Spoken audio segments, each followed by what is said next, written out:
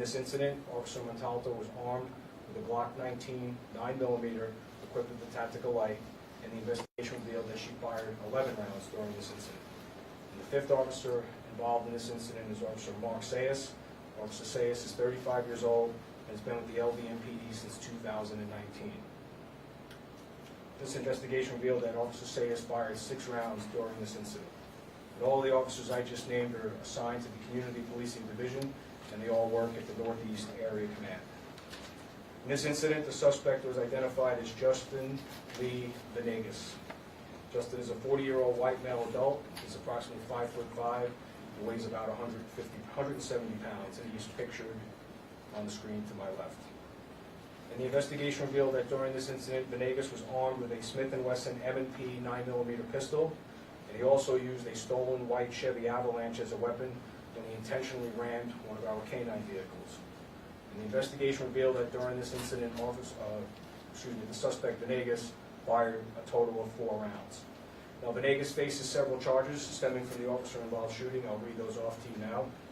Venegas has been charged with 3 counts of attempted murder with a deadly weapon on a protected person, 1 count of battery with a deadly weapon on a protected person, 1 count of attempted murder with a deadly weapon, 1 count of attempted robbery, 1 count of discharging a firearm at a moving vehicle, 1 count of robbery with deadly weapon, and 1 count of felony evading. Now, stemming back to the May incident, Venegas has been charged with robbery with a deadly weapon with a victim over 60, 2 counts of assault with a deadly weapon with a victim over 60, 2 counts of assault with a deadly weapon, and grand larceny auto. Now, I'll give you the details for the officer-involved shooting. On August 11th, 2022, plainclothes officers were conducting a follow-up investigation at Justin Venegas' last known address in the northeast part of the valley. Officers saw Venegas enter a vehicle and drive out of the area. The air unit was requested to assist in following Venegas as he left the area and drove away. While following Venegas, the air unit saw him get out of his vehicle and point a firearm at the driver of a white Chevy Avalanche in the area of North Pecos Road and Cheyenne Avenue. And then Venegas, while the air unit was watching, proceeded to carjack that vehicle and drive away in the Chevy Avalanche. After the violent robbery at approximately 7:13 p.m., patrol officers tried to pull Venegas over. The vehicle pursuit was initiated, and Venegas failed to stop for the marked patrol officers. An unmarked LVMPD vehicle became part of the pursuit, and that vehicle was equipped with police lights and sirens and was behind Venegas during this vehicle pursuit. Venegas suddenly came to an abrupt stop, causing the unmarked police vehicle to crash into the back of the stolen vehicle. The collision disabled the police vehicle, and the officer was subsequently transported to the hospital for minor injuries. Marked patrol units continued to pursue Venegas and attempted a pit maneuver in the area of Craig Road and North 5th Street. And as you know from previous incidents and previous press briefings, PIT stands for the Precision Intervention Technique and is defined as a specific manner of intentional contact using a police vehicle against a fleeing vehicle during a pursuit to cause the fleeing vehicle to come to an abrupt stop, rendering it immobile. Venegas avoided the pit by shooting at officers 2 times with his firearm and striking the windshield of the patrol vehicle. Officer Brendan Burbrink, who was a passenger in the patrol vehicle, fired 5 rounds from his duty weapon through the windshield. Officer Burbrink's rounds impacted the rear of the stolen vehicle, however, Venegas was not struck. After the shooting, Venegas continued to evade officers in the stolen vehicle. Throughout the pursuit, Venegas drove through red lights and displayed reckless behavior as he drove around congested areas of traffic, and at times his speeds would reach in excess of 100 miles per hour. As Venegas approached the intersection of Desert Inn Road and Jones Boulevard, he forced a female motorist to a stop. He attempted to steal her vehicle by jumping out of the white Chevy Avalanche and ran towards her with a gun in his hand, attempting to get her out of her vehicle. The driver of this vehicle was able to put her vehicle in reverse, and as she backed away, Venegas fired upon her. Thankfully, this victim of this attempted robbery wasn't seriously injured or hurt by the gunfire, and she was treated at the scene by medical personnel and released. Venegas then ran back to the original stolen Chevy Avalanche and fled eastbound on Desert Inn as police officers in marked vehicles attempted to catch up with him. A short time later, Venegas drove into a busy grocery store shopping center located at the 4800 block of West Desert Inn Road. Again, Venegas attempted to carjack another vehicle with his gun in the parking lot, but was unsuccessful. He got back into the stolen Chevy Avalanche as officers were arriving in the parking lot, and he started to drive towards the officers who had exited their patrol vehicles and were telling him to stop the car. Venegas ignored those commands and continued to drive toward the officers. As a result of Venegas' actions, Officers Brendan Burbrink, Christian Maharo, Alondro Montero, Amanda Montalto, and Mark Sayas opened fire on Venegas. Venegas was not shot, but the Avalanche was struck multiple times. Still, Venegas continued to drive northbound on Decatur Boulevard at a high rate of speed until he spotted a stopped Canine unit in the area of Decatur and Fair Center. Venegas crossed several lanes of traffic, and in a deliberate attempt to injure or kill our Canine officer, he crashed into him head-on, and this violent impact caused both vehicles to become disabled. The subsequent investigation revealed at the time of impact, Venegas was traveling at 67 miles per hour. Arriving officers were able to take Venegas into custody without further incident, and the Canine officer was transported to the hospital by arriving units. He has since been released and is home recovering from his injuries. The patrol dog, Canine Boris, fortunately was not injured during this incident, but he was taken to be evaluated and cleared by veterinary personnel. Venegas was also transported to UMC Trauma for his injuries, and he has since been released from the hospital and booked into the Clark County Detention Center. Now we have a bunch of video to play for you. Some of it is from the air unit, and some of it is from body-worn camera, and we have some video that was actually captured by a citizen that caught the actual collision between Venegas and our Canine officer. So this is the original carjacking near Cheyenne and Pecos. Venegas is in the gray car to the right, and that's the white Chevy Avalanche I described. And we'll let it play from here. We can get a unit over to 562 North Roxella Lane. So when Venegas exits the vehicle, you see the fire on the scene. He's stepping out of the vehicle. He's talking to the... he's trying to jack a car. He's trying to jack a car. 55. There too. I need some units at Pecos and Cheyenne. I've got a suspect that's trying to do a 407 carjacking right now. He's just doing it because he's in the car trying to force the driver out. Cheyenne and Pecos. First two, I don't think there's anything. It's going to be a white Chevy Avalanche. He just forced the driver out. He's going to... So this is the first officer-involved shooting, where you'll notice the attempted pit maneuver, and then the shots come through the windshield of the patrol vehicle, and then the officer fires back. I got one unit on my pursuit. We are west on Craig, and the vehicle slowing down. Looks like he's firing out of the vehicle. He's firing out of the vehicle at our unit. Anyone on units back off a bit. Let's give it some space. Let's let the unit take this. He's firing around. And this is the body-worn camera angle. No. You got it. Try to stay off to the side here. Hit him. Hit him, right here. Oh, shit. Oh, fuck.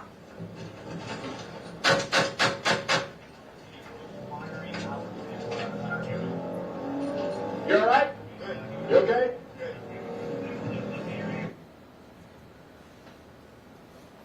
Now, this is the second attempted carjacking, or the attempted carjacking that occurred near Desert Inn and Jones. There too, the silver SUV that he hit, he's slowing down now on Desert Inn. Fortunately, cut off. He might be trying to hijack someone else. Yep, he's out of his vehicle. His car's running. He's got a gun pointed at the victim here. He's firing into the victim's vehicle. We have to get him stopped. Come on.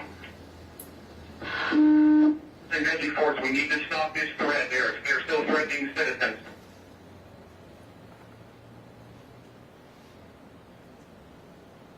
And this is as he pulls into the Smith's parking lot. All right, looks like he's going into the Smith's parking lot, possibly to carjack somebody else. He's forcing somebody into the parking lot and is into the Smith's parking lot. All right, stop for another vehicle. He's going to Now he's going to work his way around that vehicle, just continuing through this parking lot. Everyone get inside the store. Get So when you have the opportunity to use your vehicle, take him out if we have to. Units. He's parking now in the, if you see where the camper trailer is in the parking lot, he's directly right to the south side of the outer vehicle, running through the complex. The vehicle's moving. Get in here, guys. Minivan. Get right in front of that minivan. He's panning out on the window trying to get in. Get on the car. Get that car blocked in. He's going to get back in it. Get all the way up to the block in if you can. He is shot at civilians, so we can get that thing blocked in. Get it done. All right, control, Air 5, officers we have shots fired again. Shots fired at the vehicle. Watch out for your crossfire, guys. Watch out for your crossfire. Got active traffic there just west of you. No more fires. He's out onto Decatur. Tell the units to keep going. And this is body-worn camera from the shopping center parking lot. Like you see where the camper trailer is in the parking lot? He's directly right to the south of the outer vehicle, running through the complex. The vehicle moving. Get in here, guys. Minivan. Get right in front of that minivan. He's running out of the window trying to get in. Get that car block in. Get back in it. Get over there and block in if you can. You need a shot. Get over and block in. Get it done.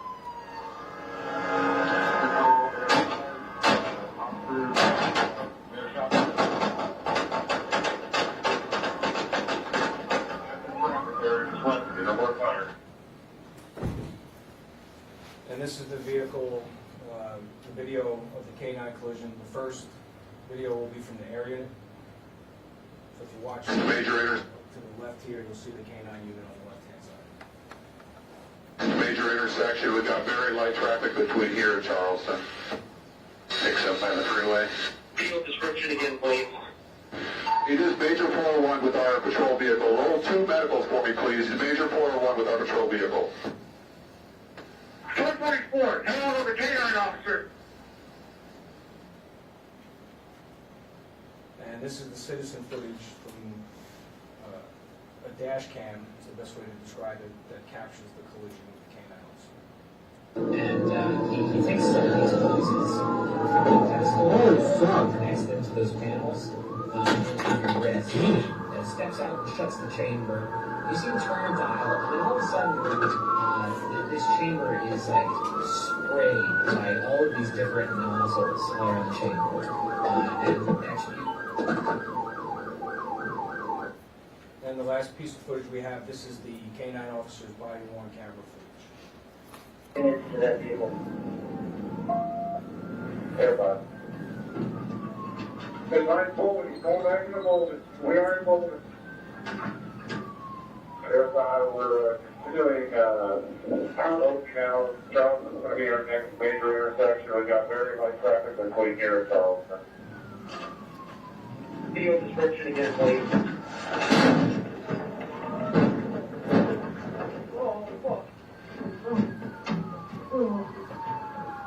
Boris, you okay? Boris!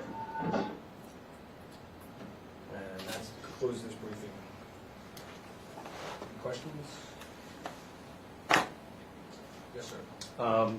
I guess my initial impression here, you've got officers who are continuing to pursue the suspect, bullet holes in their windshield. Of course, the canine officer goes the opposite lane of traffic, eventually ends this pursuit. You guys just comment on the bravery involved in here. Well, I think the videos are a great way for you all to see what our officers do every day and the kind of things that they're confronted with on a daily basis. There's this type of evil that exists out there, and bravery is one way to put it. It's they suit up every day and go out there, and this is what they deal with. There's no other way to put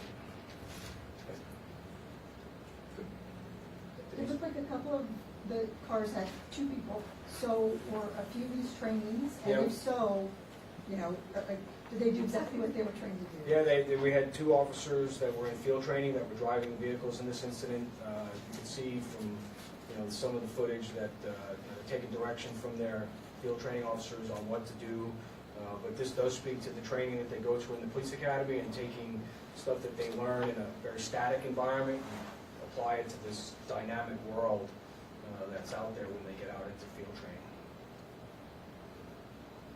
And as far as the pursuit goes, I know a lot of times you just choose not to pursue.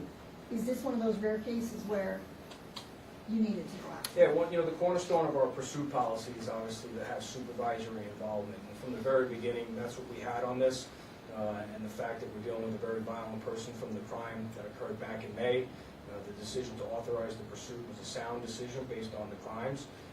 And then when you see the footage of that bullet going through the windshield of the police vehicle, you watch the footage of him shooting at a citizen who's just driving down the street. And that could be any one of us, right, at any given time. Driving down the street and the guy pulls in front of you and jumps out with a gun and starts shooting at you to take your car. So, yeah, it's one of those rare occasions where you will see a pursuit that goes as long and as far as this one did, but definitely appropriate under the circumstances in our mission to protect the community. Yes, sir. Tell me a little bit about the dynamic of communication plays in this, because I found it very interesting from the air unit saying back off, shots have been fired at an officer. Tell me how communication plays in. It's a great thing to have, the air unit that we have, and in this incident, the pilots and the operators there in that ship did a great job of, being in charge of the radio and communicating information to officers and articulating what they see to help officers on the ground make decisions. So, we're really advanced when it comes to the technology that the air unit has. So that is key in this instance. And, he was driving at such high rates of speeds that, without the air unit, we clearly would have lost him, and this violent felon would have still been out in the community. So, with the air unit being able to control the radio and give that direction to officers and keep them updated is key. Definitely to our ability to stay with him on this event. Yes, sir. How long had this guy been under surveillance?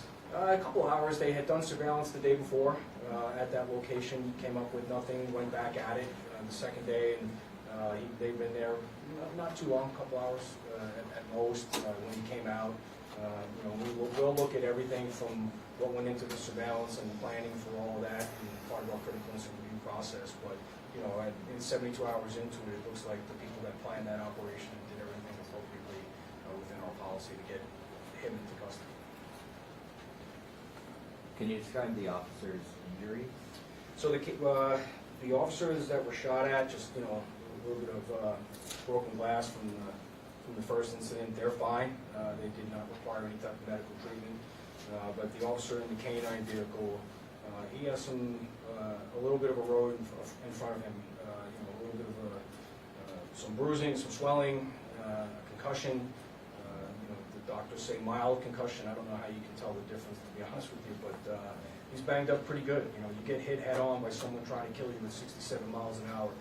We're very fortunate that we're not burying that officer or the officers that were shot at, and we're not, and the citizen, she has an injury to her arm that, could be a graze wound, it could be from the glass, it could be a variety of things. So, but I appreciate you asking about our officer, because when you watch the violence that's associated with that collision, you see that video, especially from the ground level, we're lucky.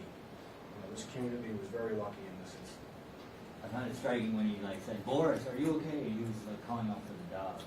Yeah, the relationship between the canine operator and a handler and his dog, it's been well documented in this community over the years. That is a very special relationship, and hopefully our officer recovers very quickly and can be reunited with his dog soon. The shots that were fired in the parking lot area, were there any stray bullets that went around? Because obviously, we're having we know the number of rounds. I just don't know off the top of my head that struck the Avalanche. And you can see from the damage to the front of the Chevy Avalanche that it's going to take some time for us to really get that apart and find all the other rounds that were fired. But no, we're no stray rounds to any of the buildings or anything that was surrounding the area during this incident. All right. Thank you all very much. thank you.